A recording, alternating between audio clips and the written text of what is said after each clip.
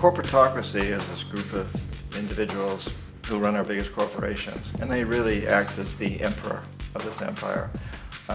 They control our media, either through direct ownership or advertising. They control most of our politicians because they finance their campaigns, either through their corporations or through personal contributions that come out of the corporations. They're not elected, they don't serve a limited term, they don't report to anybody. And at the very top of the corporatocracy, you really can't tell whether a person's working for a private corporation or the government because they're always moving back and forth. So, you've got a guy who one moment is the president of a big construction company like Halliburton, and the next moment he's vice president of the United States, or the president who is in the oil business. And this is true whether you've got Democrats or Republicans in the office. You have them moving back and forth through the revolving door. And in a way, our government is invisible a lot of the time, and its policies are carried out by our corporations on one level or another. And then again, the policies of the government are basically forged by the corporatocracy and then presented to the government. They become government policy. So it's an incredibly cozy relationship. This isn't a conspiracy theory type of thing. These people don't have to get together and plot to do things. They all basically work under one primary assumption, and that is that they must maximize profits regardless of the social and environmental costs.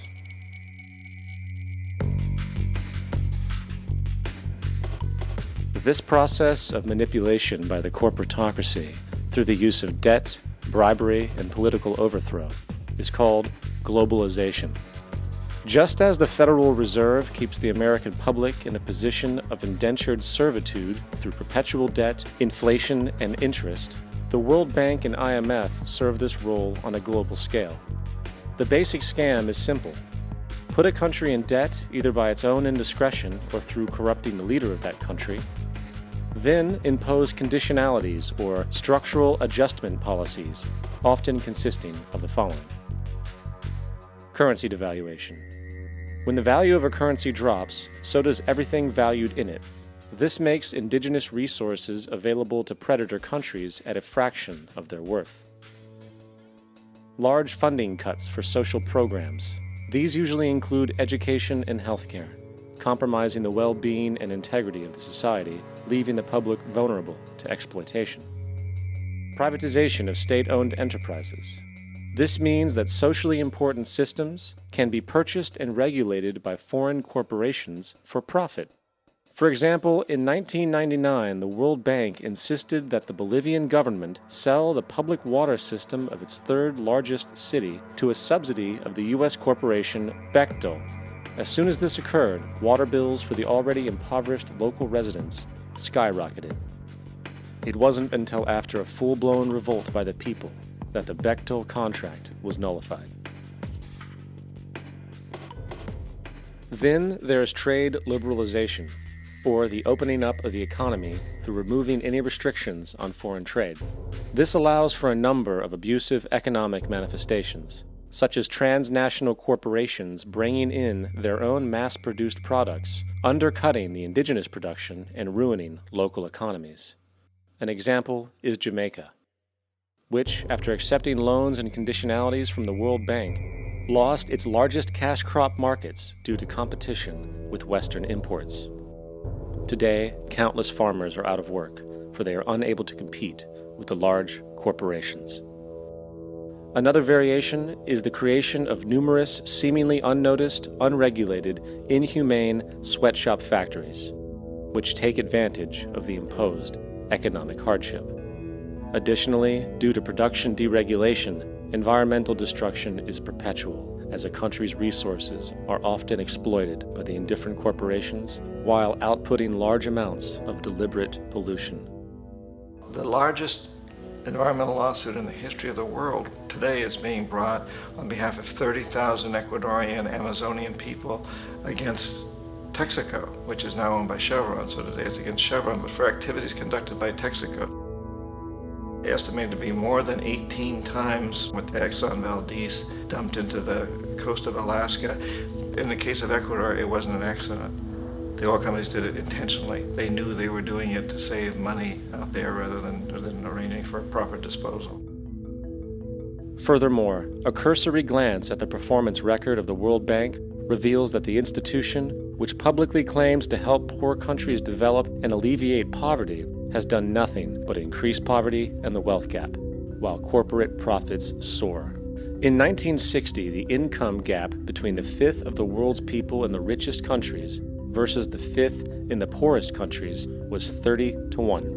By 1998, it was 74 to 1. While global GNP rose 40% between 1970 and 1985, those in poverty actually increased by 17%. While from 1985 to 2000, those living on less than $1 a day increased by 18%. Even the Joint Economic Committee of the U.S. Congress admitted that there is a mere 40% success rate of all World Bank projects. In the late 1960s, the World Bank intervened in Ecuador with large loans. During the next 30 years, poverty grew from 50% to 70%. Under or unemployment grew from 15 to 70%. Public debt increased from $240 million to $16 billion, while the share of resources allocated to the poor went from 20% to 6%. In fact, by the year 2000, 50% of Ecuador's national budget had to be allocated for paying its debts. It is important to understand the World Bank is, in fact, a U.S. bank, supporting U.S. interests. For the United States holds veto power over decisions, as it is the largest provider of capital. And where did it get this money? You guessed it, it made it out of thin air through the fractional reserve banking system. Of the world's top 100 economies, as based on annual GDP, 51 are corporations, and 47 of that 51 are US-based. Walmart, General Motors, and Exxon are more economically powerful than Saudi Arabia, Poland, Norway, South Africa, Finland, Indonesia, and many others. And, as protective trade barriers are broken down, currencies tossed together and manipulated in floating markets, and state economies overturned in favor of open competition and global capitalism, the empire expands.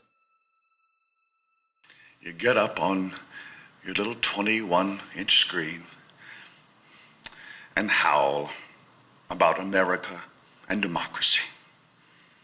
There is no America. There is no democracy. There is only IBM and ITT and AT&T and DuPont, Dow, Union Carbide, and Exxon. Those are the nations of the world today.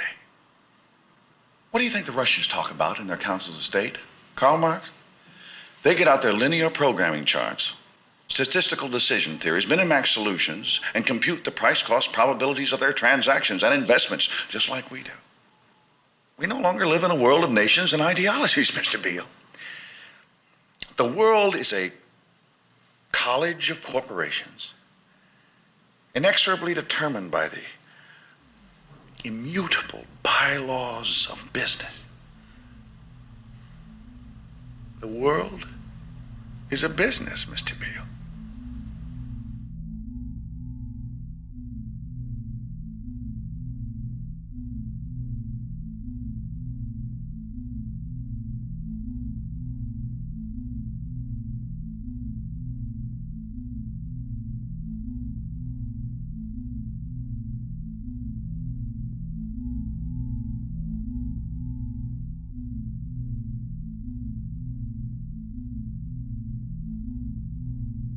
The world is being taken over by a handful of business powers who dominate the natural resources we need to live while controlling the money we need to obtain these resources. The end result will be world monopoly, based not on human life, but financial and corporate power. And as the inequality grows, naturally more and more people are becoming desperate.